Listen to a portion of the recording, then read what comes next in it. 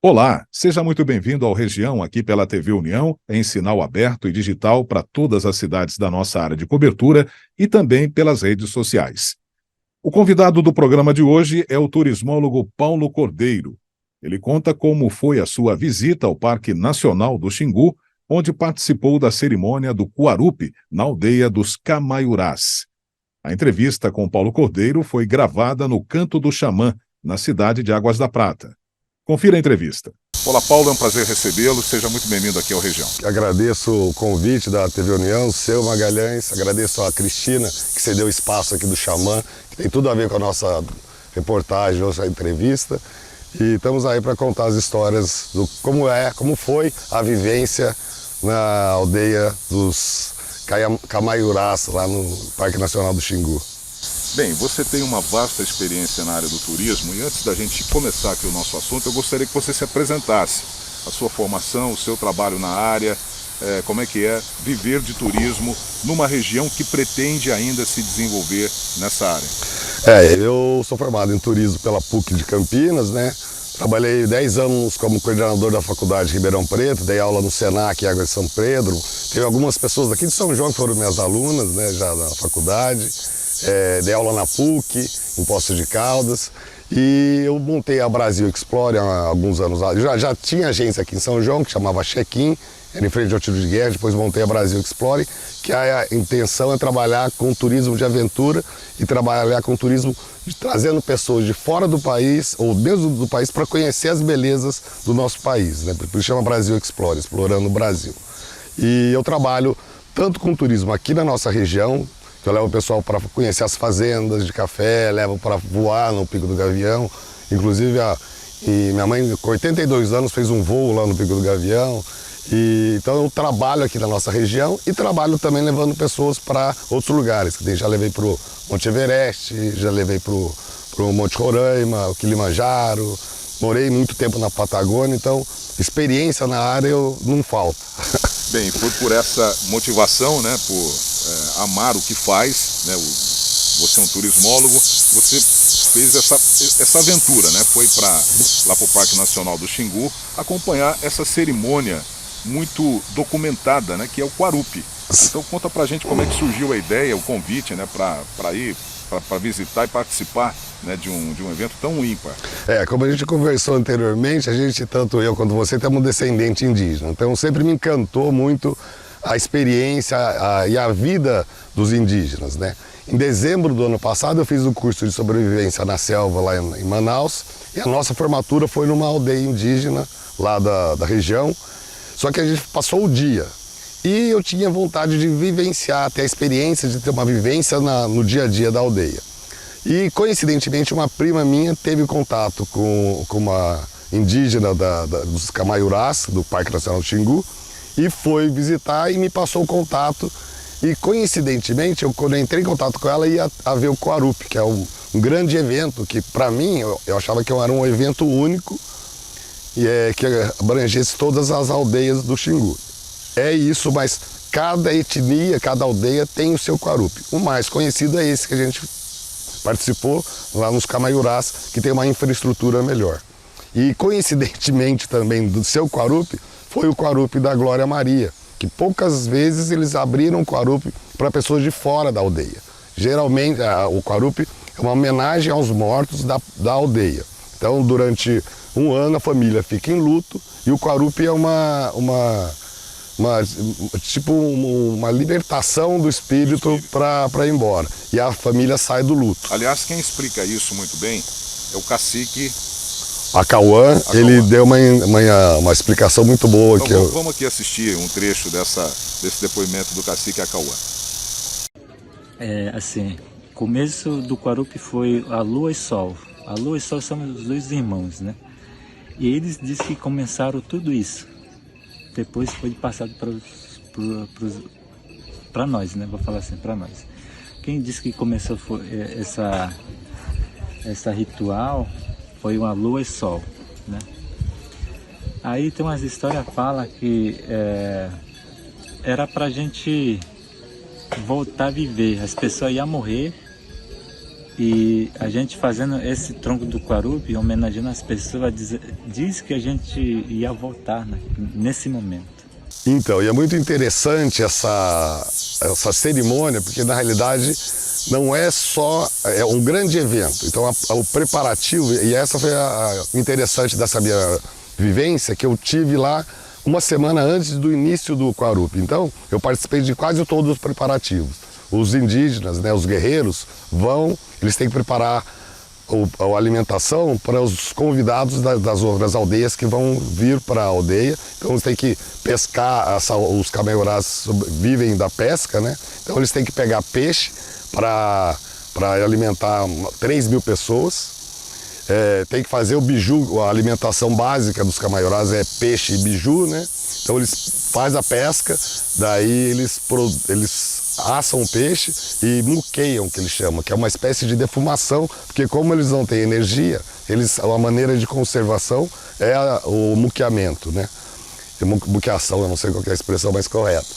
E daí a gente participou, como vocês vão ver nas imagens aí, as indígenas limpando os peixes, muqueando o peixe, para no final de semana, durante as cerimônias, dar servir de alimento para as outras aldeias que vêm visitar. Como você chegou antes, né, bem antes da cerimônia, e você acompanhou todo o processo, eles usam os troncos. Os troncos representam os mortos.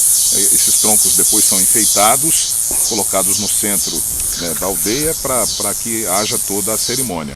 Você participou da escolha dos troncos? Como é que é feita essa escolha? Isso é muito interessante. Como eu já havia falado, o cacique é o que administra, o organizador de todo o evento. Mas quem dá a palavra final é o pajé. Então, antes, o pajé vai na floresta, escolhe uma árvore que vai representar os mortos. Daí, um dia, os guerreiros, os homens, vão para a floresta, cortam a árvore e separam os troncos de acordo com o número de homenageados e levam para a aldeia. Esses troncos ficam na aldeia durante a semana até o sábado, que é onde acontece o evento de sábado para domingo.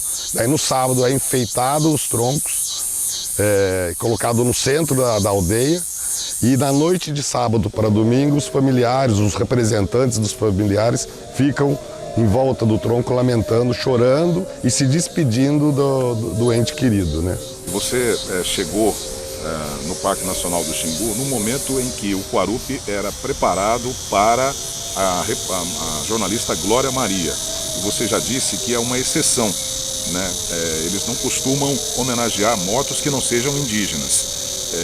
Exceções que até agora a gente tem, Glória Maria, os irmãos Vilas Boas, Ribeiro, senador, antropólogo, e os irmãos Vilas Boas. Então, essa cerimônia ela se revestiu de uma aura diferenciada também, por isso, né?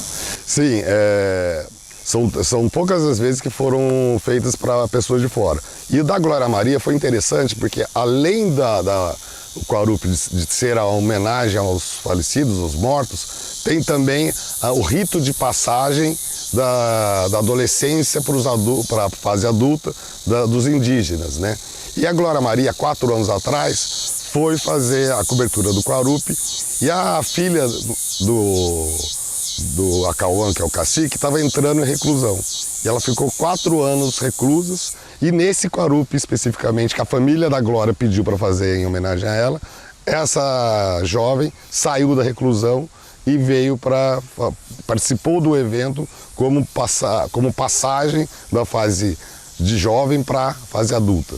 Então, ali o rito de passagem das meninas, né, que iniciam a vida adulta, e também para os mortos que ainda estão ali e que precisam ser libertados, né? Então a palavra passagem é fundamental. E é interessante que muitas pessoas ficam impressionadas, a jovem ficar 4 anos reclusa, né? Mas cada indivíduo, cada indígena escolhe o período que quer sua reclusão. E essa reclusão é um período de amadurecimento, que é o tempo de amadurecimento, aprendendo os costumes da aldeia, aprendendo amadurecimento mesmo, né?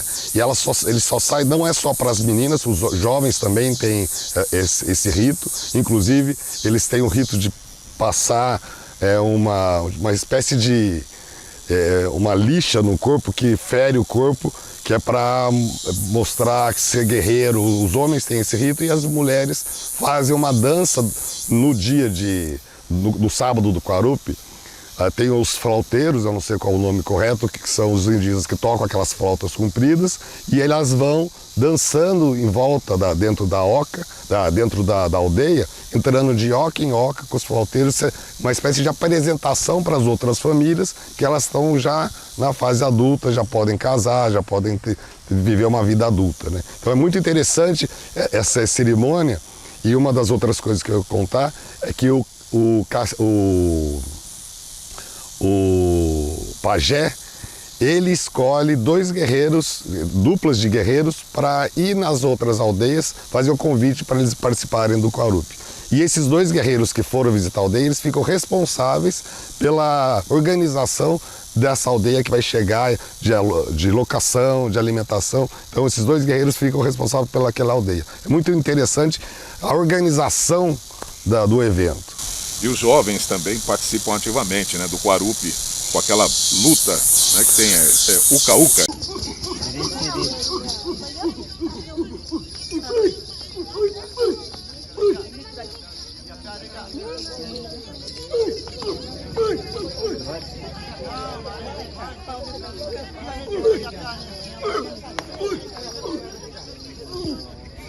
Sim, inclusive tem no sábado, né? Durante toda a semana eles têm a luta entre os guerreiros da própria tribo.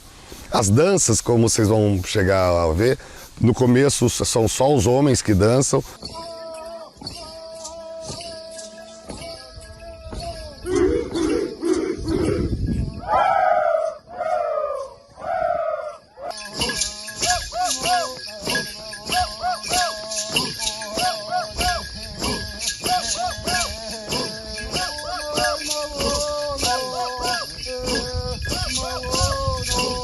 Daí, conforme vai andando a semana, as mulheres vão entrando, e no último dia tem a dança com os homens e com as mulheres, e a luta é uma espécie de competição entre as aldeias para ver quem que vence a luta. Então, desde criança, o menino, o jovem, vai treinando a luta do uca-uca, que é uma espécie de jiu-jitsu, meio judô, uma coisa bem interessante e bonita.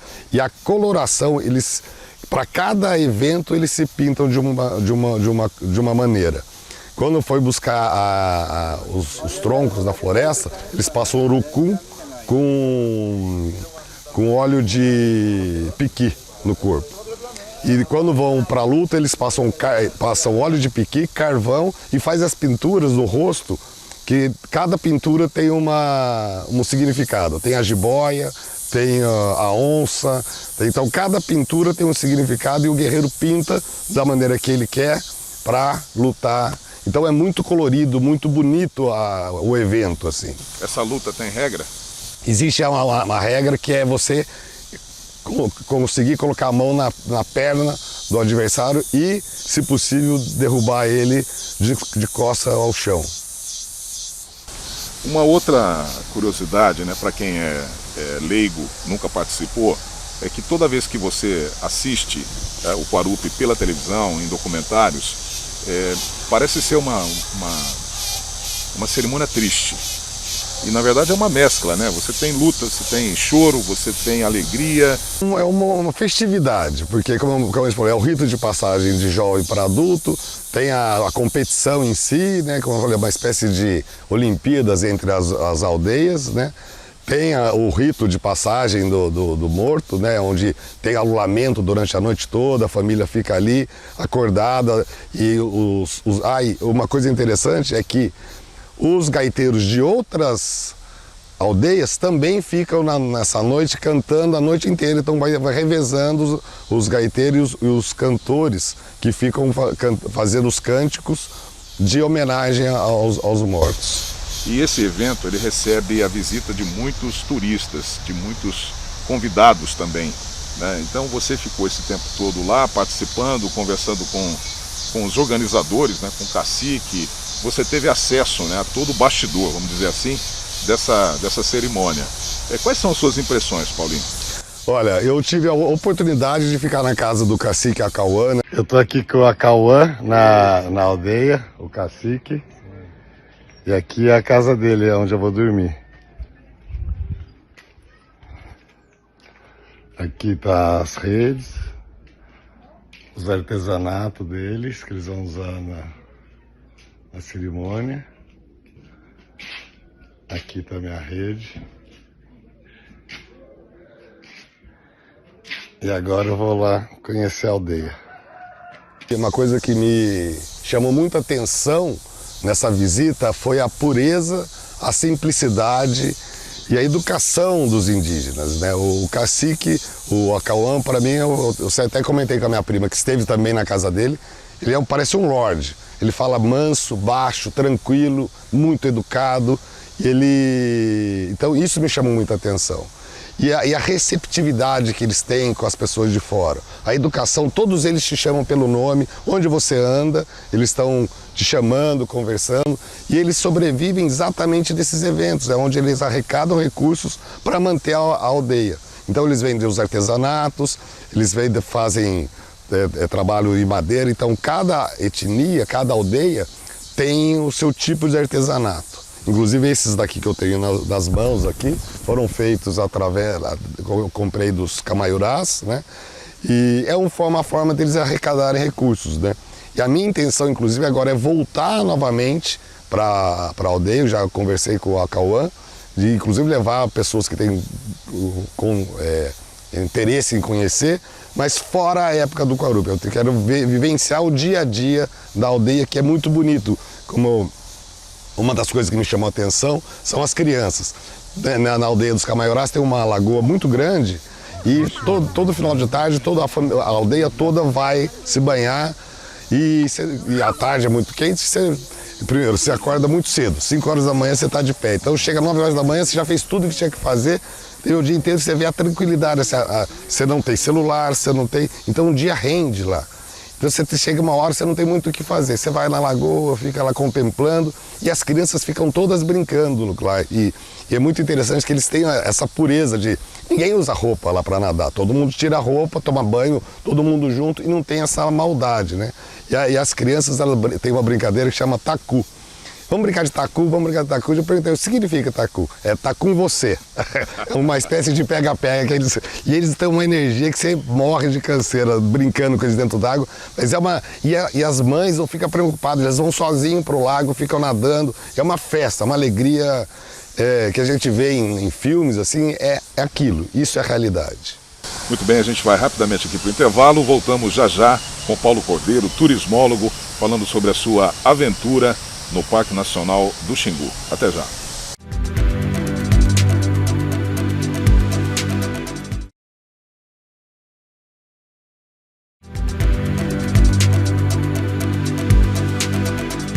Nós já estamos de volta aqui no Região para o bloco final. Hoje estamos conversando com Paulo Cordeiro, ele é turismólogo aqui de Águas da Prata. Nós estamos no Canto dos Xamãs, agradecemos aqui a vereadora Cristina Lerosa, proprietária desse local. O Paulo esteve no Parque Nacional do Xingu há pouco tempo, participando do Quarupi. Ele está contando aqui, compartilhando com a nossa audiência essa experiência.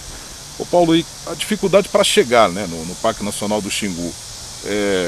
Como é que é? Transporte, logística para chegar? A logística é meio complexa. Eu tive que pegar um voo de São Paulo até Goiânia, depois a gente pega um ônibus de Goiânia até Canarana, são 12 horas de viagem, peguei um ônibus leito.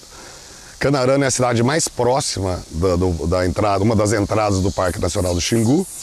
Daí lá a Diamanta, que foi a pessoa que fez esse intermédio, para eu poder visitar a aldeia, inclusive você tem uma documentação para ser preenchida, para você poder ir, inclusive da FUNAI, que não pode levar bebida alcoólica, não pode usar drogas, não pode tirar fotografia e filmar. No caso, a gente está tendo essa oportunidade de apresentar essas imagens, porque o cacique me autorizou a utilização das imagens, os filmes, né?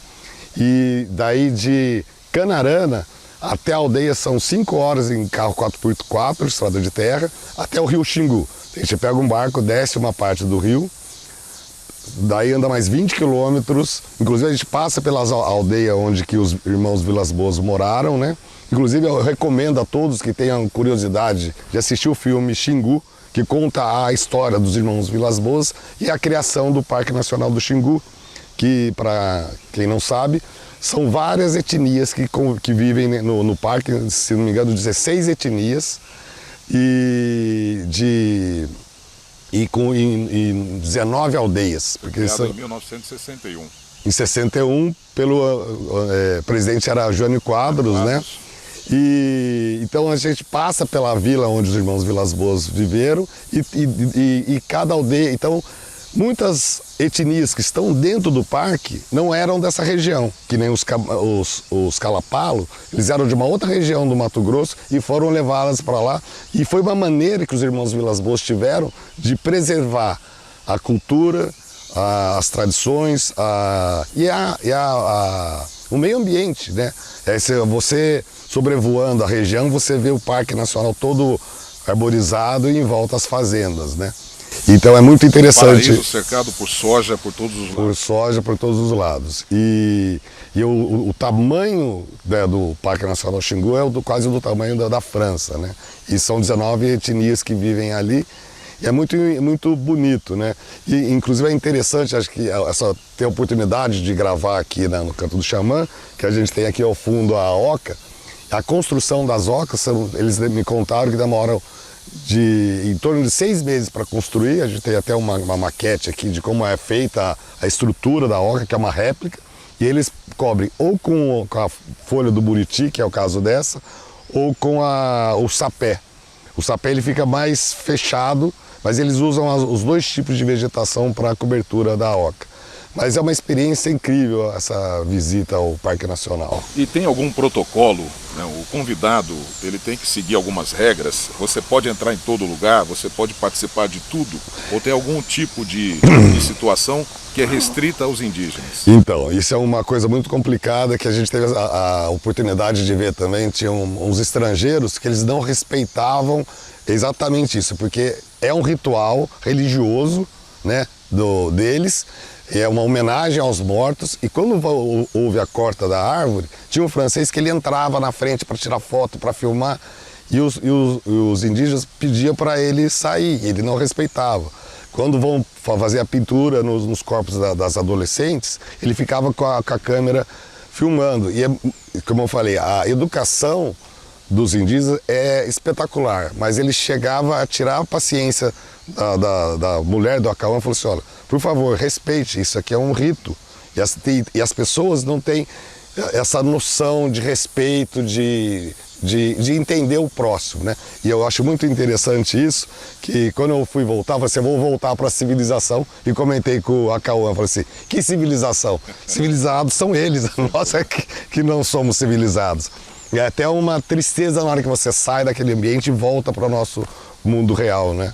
Que a pureza que eles têm, a tranquilidade, né? Só de não ter, a gente ficar o dia todo, né, no celular mexendo, né? Lá você não tem celular, não tem luz elétrica, dorme cedo, todo mundo, a convivência comunitária, né?